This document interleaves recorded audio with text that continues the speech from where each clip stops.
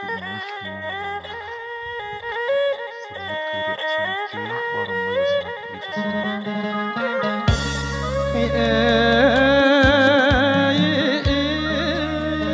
លែងលែងអា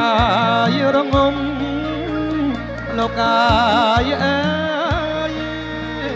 ប្រគំអាយរៀបរាប់ម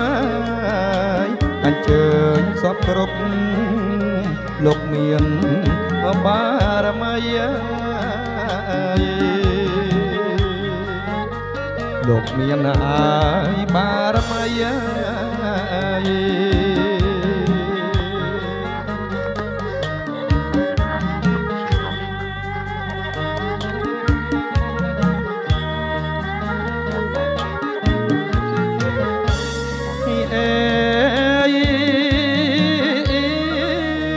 លោកតា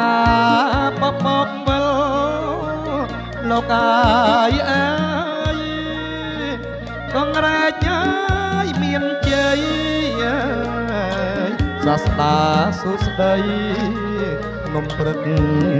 អប្រៃធំមក